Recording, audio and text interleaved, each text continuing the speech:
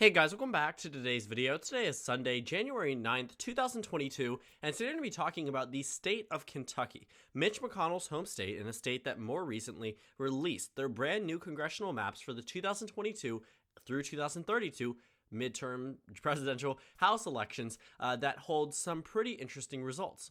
Looking at the state of Kentucky, this is a state that has voted with the President of the United States, not Joe Biden, the President Donald Trump in 2016 and 2020. In fact, Kentucky's long-lasting Republican history goes all the way back until 1996 when it last voted for a Democrat, President Bill Clinton, meaning the entirety of the 21st century, the Democratic Party has been unable to win the state of Kentucky on the presidential level. And looking at the state itself, it seems to be very Republican. There are only 2 Democratic counties, and you can see that the rest of the state is practically solid red.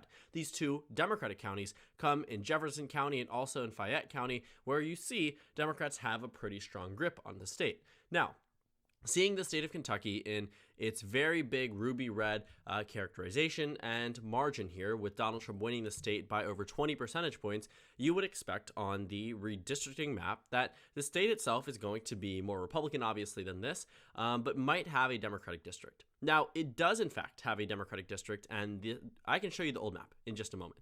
Looking at the old map, the Democrats had control of the 3rd congressional district with a partisan lean here of Democrat plus 20. They also had an additional 6th district that Democrats were able to end up narrowing up in 2018, lost in 2020, of course, never were able to win it over the past 10 years, but they did make it competitive. Now, the question here for the Republican Party was not, do we draw, of course, an additional Democratic district, but rather, do we draw an additional Republican district? You see the state's partisan lean on the presidential level, and you might assume the Democrats will have a district here. And most people would rightfully assume. And the brand new map does include a Democratic district. But it isn't always the case that there is a Democratic district in a state that might give the Democrats 36 to 40% of the vote. Many states underrepresent the amount of Republican or Democratic support in a state and try to draw every single district in favor of their own party. Even neighboring Ohio has a very solid congressional map that gives Republicans routinely 13 out of the 15 seats in the state, despite Joe Biden winning 45% of the vote across the state itself. You know, the new maps that we are seeing proposed are extremely gerrymandered, but the state of Kentucky lifted up and said, we are not going to draw or crack Louisville and draw an additional 6th congressional district. But what it did do was shored up Andy Barr. It made the district 2 points more Republican.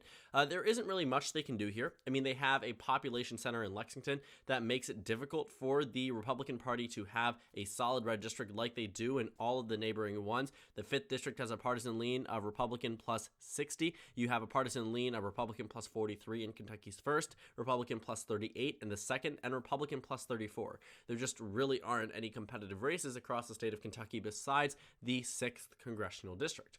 But Republicans pushed forward through with this map in the House of Representatives in the state, and it passed overwhelmingly. I mean, it is a state with a supermajority in favor of the Republican Party. So with them backing the bill and with Democrats not necessarily opposed to the map itself, I mean, they are in a position where this map is going to be at least somewhat popular, right? Because it keeps the status quo.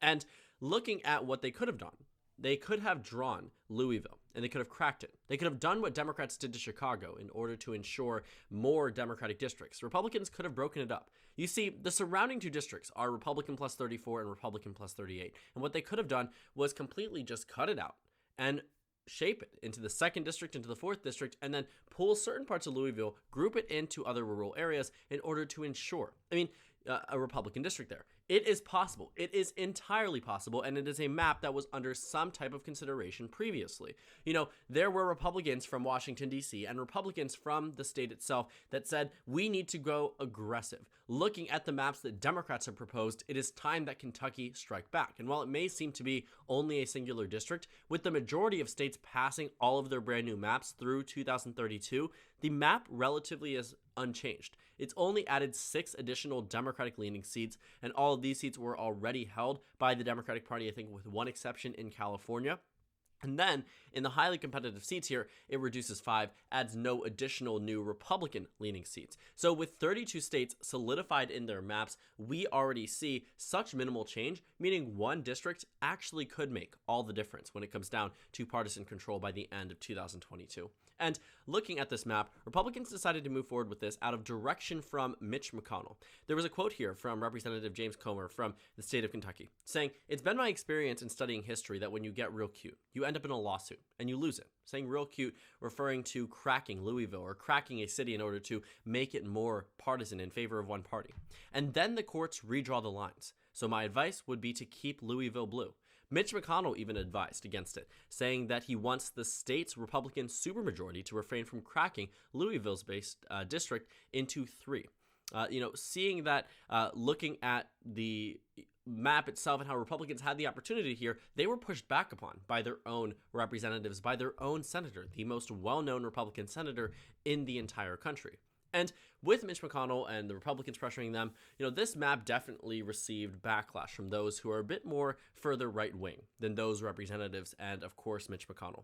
And those come from those who believe Mitch McConnell and these other representatives to be a part of the swamp.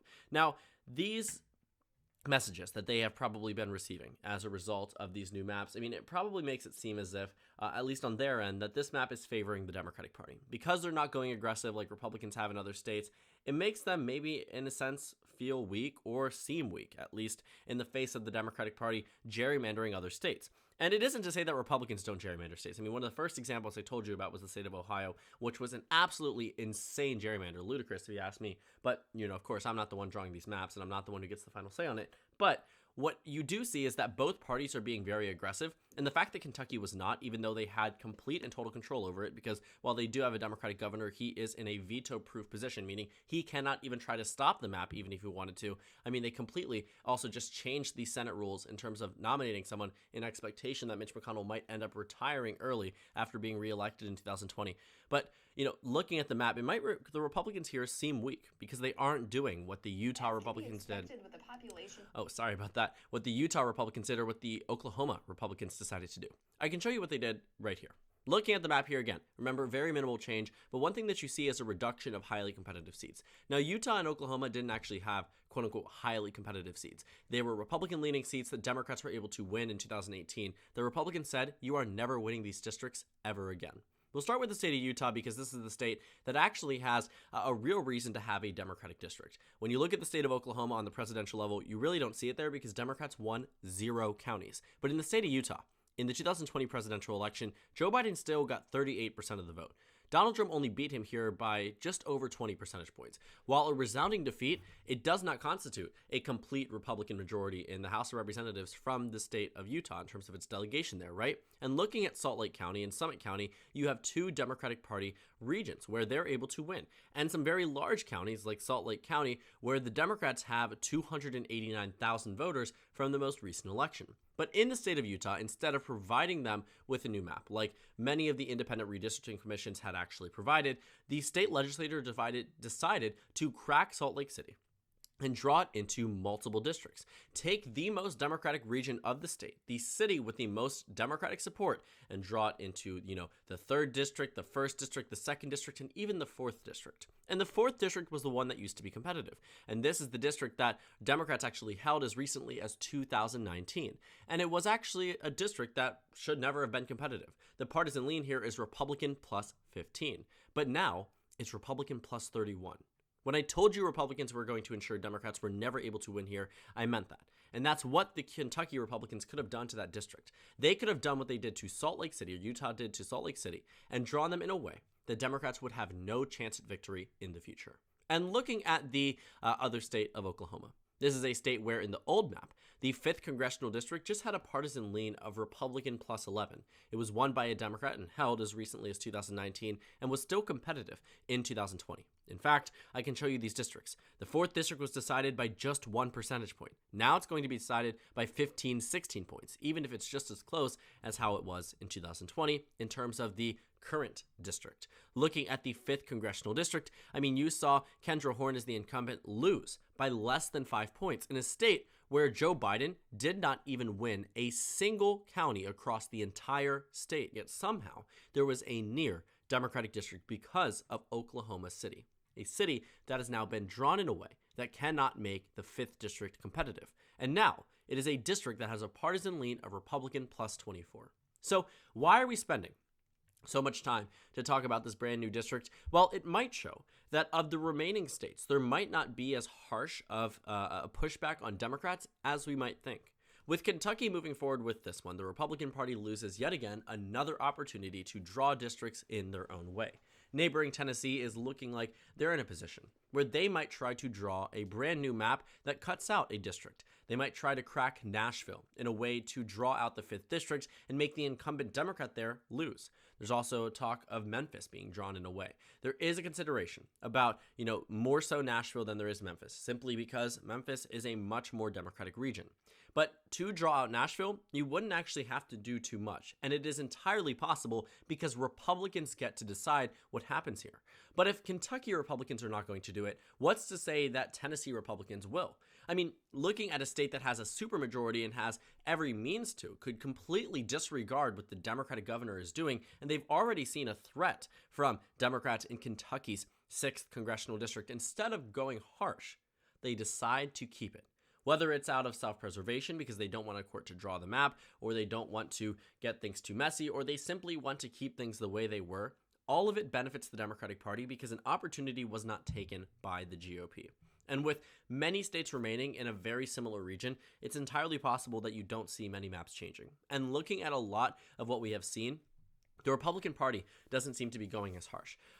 When I talked about cracking Louisville, actually, I do want to bring up the state of Illinois in just a moment because I did say that I would tell you guys about how Democrats decided to crack a city for their own electoral benefit. And you can see this. Now, of course, the roles are flipped. Democrats benefit by cracking a city, whereas Republicans do not, depending on the state. The state of Illinois, Chicago, is so massive that you can draw regions of Chicago so far out, 3 hours away from inner city Chicago, and still keep it within the same congressional district, all in an effort to win the district itself in the next midterm cycle. And you can see here how Chicago has been drawn in a way so many districts out of the state's population center. And one might argue, this is the region of the state that has the most population, the most amount of people living, but it doesn't seem fair to be able to draw parts of Chicago so far out into nearly the middle of the entire state. Not necessarily in the direct center, but midpoint of the state. Those are things or middle line, those are things that you start to see complete gerrymanders. I mean, you can just see how these districts are drawn. I don't think anyone is going to argue that this is not a gerrymander. You can also see here with Springfield, it's a huge Democratic region here, of course, going to capture in some rural areas, capture them in here, so they can ensure that the old map, which actually had 7 Republican leaning or Republican solid seats, that's the old map here, Republican plus 5, Republican plus 3, Republican plus 20, plus 29, plus 8, plus 50, plus 18. Now it's down to 3. Republican leaning and Republican solid seats altogether. Republican plus 46, Republican plus 42, and Republican plus 26. Kentucky Republicans could have done what Democrats did in Illinois. They could have done what Republicans did in Ohio. There are so many examples of this actually happening, and I'm honestly surprised to see it. And I think that, it definitely has something to do with the fact that Mitch McConnell and other representatives were saying, just don't do it. And considering it's one of the few states that Republicans had an opportunity to do so and seemed like they would have, they decided not to. And of the remaining states, I would say with Kentucky gone, Democrats have complete and total control over the state of New York. The Connecticut map is probably not going to change. Rhode Island's probably not going to change. GOP, we already know how New Hampshire is going to go. 1 Democrat, 1 Republican, like Maine. Washington, independent commission. We will end up seeing what happens there because it actually missed the deadline. We'll see what the courts decide there. Missouri, we generally know how this one's going to go because the Republicans don't have the advantage that they needed to in order to draw the maps in a different way. Minnesota is currently between, I think, Democrats and Republicans because Republicans can control the legislative branch of the government and the Democrats control the executive with the governor's office. Wisconsin also, Democrats versus Republicans there. So it seems like a lot of a mixed support here in terms of control over the process itself, which means that many of these states are going to end up with a near similar representation of what their previous maps were. You're not going to see a huge advancement, which means less opportunities for the GOP to expand on a 2022 year. And with New York and Florida still out, we could see a very big gerrymander in New York, but we probably aren't going to see one in Florida. And looking at a bunch of these remaining states with congressional district maps already uploaded, we're probably not going to see a major advancement for the GOP. Every single state that begins to confirm new maps without taking opportunities benefits the Democratic Party, whether they see it or not, and whether they realize that or not. At the end of the day, one party does survive, and one party does end up in the pro and benefit as a result of what some of these states are deciding to do. And right now, that is the Democratic Party. I think that once we see 2022, we will find that 100-seat Republican advantage that they had because of the elections over the past 4 years really didn't benefit the GOP as much as it should have. The GOP should be making many more advancements over the Democratic Party if they were to gerrymander every state. But of course, both parties have lifted up in some states and cracked down in others. And of course, at this point, as Kentucky confirms this and as it does send it to the Kentucky Senate, which is more than likely to pass it in, and it looks like it's going to be signed because it can't be vetoed by Governor Andy Beshear, Kentucky seems to be an additional state that decided to lift off against the Democratic Party, let up in terms of pressure, and allow them to have a singular congressional district in a state that they otherwise could have completely prevented them from winning a single district altogether. So thank you guys so much for watching this video. Make sure to comment down suggestions below. Subscribe on the left if you haven't already, and check out the Instagram and Twitter. At the bottom left of the screen, there's also a Discord server for you to go ahead and join. On the screen, there's a video you can watch, and then a playlist for my redistricting election analysis videos. Again, thank you guys so much for watching, and I will see you all tomorrow.